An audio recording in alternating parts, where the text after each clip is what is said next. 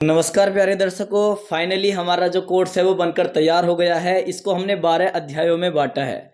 चलिए जानते हैं कि हस्तरेखा हम कैसे आसानी से सीख सकते हैं, इसके क्या लाभ हैं और इससे क्या क्या जान सकते हैं, इसकी प्रमुख रेखाएं, सब कुछ हम जानने वाले हैं। जो हमने हस्तरेखा की रूपरेखा बना के तैयार की है, उस रूपरेखा में सबसे पहले पाठ में हमने परिचय को रखा है, हस्तरेखा के इतिहास को रखा है। परिचय में जानेंगे कि हम हाथ में कितनी रेखाएं होती हैं, कौन कौन से पर्वत होते हैं, किस रेखा का क्या महत्व होता है, किस पर्वत का क्या महत्व होता है, तिल का क्या महत्व होता है आदि, ये सब हम परिचय में जानेंगे। उसी के साथ साथ हम हस्तरेखा के इतिहास के बारे में आज पता करेंगे।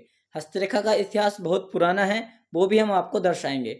और उसी के साथ हम जो दूसरी हमारी क्लास आएगी, तीसरी क्लास आएगी, चौथी क्लास आएगी, 5, 6, 7, 8, 9, 10, 11, 12, इन 12 क्लासों में आपका बेसिक लेवल एकदम कंप्लीट हो जाएगा। 12 क्लास कंप्लीट होने से पहले हम सुन लेते हैं कि अब हम क्या क्या सीखने वाले हैं इन 12 क्लासों में।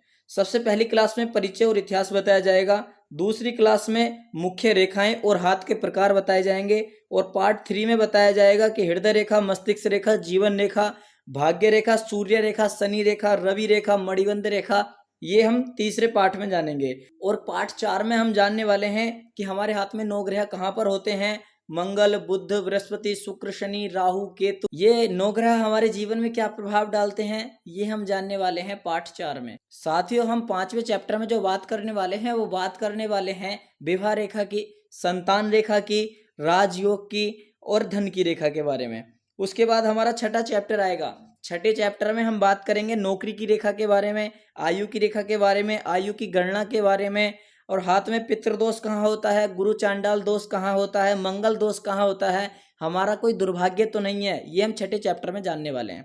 उसके बाद 7वां चैप्टर आएगा। 7वें चैप्टर में उंगलियों की लंबाई, आकृति, हाथ का रंग, हाथ का कलर, स्वरूप और नाखूनों से स्वास्थ्य वगैरह के बारे में जानना, ये हम 7वीं क्लास में जानने वाले हैं। और साथियों, ये कोर्स यहीं समाप्त नहीं होगा, ये कोर्स और आगे बढ़कर 8वीं क्लास पर जाने वाला है। तो 8वीं क्लास में हम करोड़पति योग, अकाल मृत्यु योग और X sign, M sign, V sign, Y sign, अचानक धन लाभ, अचानक धन हानि देने वाले 15 साइनों के बारे में जानेंगे, जिसमें मनी ट्रायंगल, मिस्ट्री क्रॉस और साथ में fish sign, star sign, temple sign, horse sign यानी घोड़े का साइन और झंडे का साइन आदि काफी सारे साइन इसमें शामिल होंगे। तो 8वीं क्लास बहुत ज्यादा इंटरेस्टिंग होने वाली है। उसी के बाद हम 9वीं क्लास में चलेंगे। साथियों, 9वीं क्लास में हम जानने वाले हैं कि हमारे हाथ में जो 9 ग्रह होते हैं उन पर फिश का साइन होने का क्या प्रभाव है, एक्स का साइन होने का क्या प्रभाव है। इसी के साथ साथ अति भयंकर राहु की बात होगी। उसके साथ डॉक्टर बनने वाली रेखा और मास्टर बनने वाली रेखा, इंजीनियर बनने वाली रेखा, व्यापार करने वाली रेखा, नौकरी करने वाली रेखा,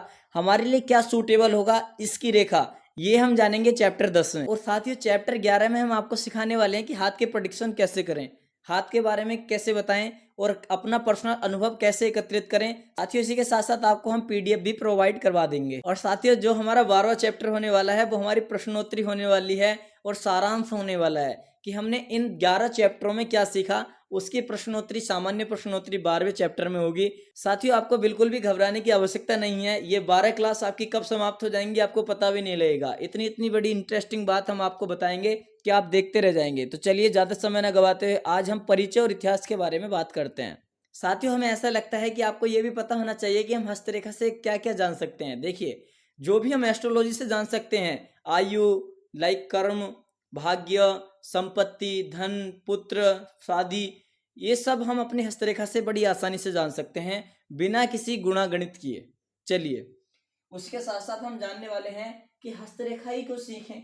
सीखने के लिए तो एस्ट्रोलॉजी के कई सारे विषय हैं, वास्तु है, अंक ज्योतिष है, एस्ट्रोलॉजी है, वैदिक एस्ट्रोलॉजी है। हम पामिस्ट्री क्यों सीखें। देखिए, पामिस्ट्री सीखने का ये लाभ है कि एक ही डेट ऑफ बर्थ में कई सारे बच्चे जातक जन्म लेते हैं, लेकिन सभी का भाग्य एक सा नहीं होता। और साथ ही में ये अंकों का खेल एकदम बदल जाता है। जरा सा भी आपका अंक गलत हुआ, आपकी कुंडली परिवर्तित हो जाएगी। लेकिन हस्तरेखा में ऐसा नहीं होता। आपका हाथ प्रत्यक्ष है, प्रमाण है, आपके कर्मों के आधार पर बदलेगा भी और आपकी किस्मत चमकाएगा भी, और कोई दुर्भाग्य होगा तो उसका भी फल आपको देगा। तो सबसे बड़ी बात है कि इसमें कोई अंकों का खेल नहीं है, ये अपना प्रत्यक्ष है, प्रमाण है, आसानी से देखा जा सकता है। और साथ में ये करोड़ों साल पुराना है, इससे लोग पहले भी लाभ ले चुके हैं, तो इसको सीखना भी आसान है। इसलिए हमें हस्तरेखा सीखनी चाहिए। चलिए, अब पार्ट 1 की बात हो रही है तो सबसे पहले इसका परिचय दे देते हैं। ये सामुद्रिक शास्त्र से लिया गया है। लक्षण शास्त्र का एक अंग है हस्तरेखा शास्त्र। हस्तरेखा में हाथों की रेखाएं पढ़कर, हाथों की उंगलियां पढ़कर, हाथों का आकार पढ़कर, हाथों का कलर पढ़कर बहुत कुछ प्रेडिक्शन की जाती हैं। आइए साथियों समझते हैं। देखिए सबसे पहले आपको इस प्रकार का एक हाथ देखने के लिए मिलेगा जिसमें 4 अंगुली होंगी और एक अंगुष्ठ होगा। इसको हम अंगुष्ठ बोलते हैं, इसको थंब भी बोलते हैं और थंब के साथ साथ इसको हम अंगुष्ठ बोलते हैं। इसको हम कनिष्ठिका बोलते हैं, यानी छोटी वाली उंगली कनिष्ठिका। इसको हम बोलते हैं अनामिका।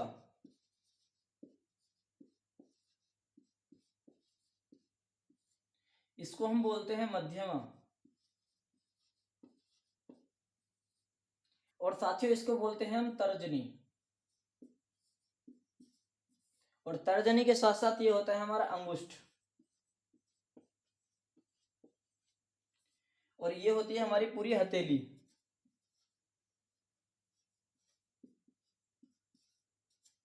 इसमें इस प्रकार से भी रेखाएं होती हैं।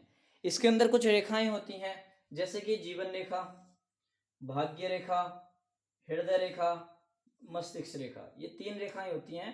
इन 3 रेखाओं के विषय में हम बात करेंगे, आप लिख लीजिए। जैसे ये जीवन रेखा,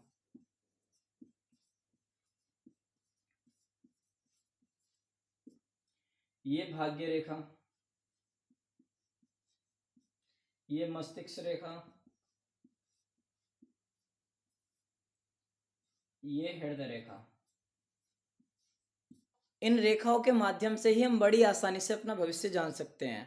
मध्यमा उंगली कौन सी होती है, तर्जनी उंगली कौन सी होती है, जीवन रेखा कौन सी होती है, भाग्य रेखा कौन सी होती है, ये अब आप जान चुके हैं।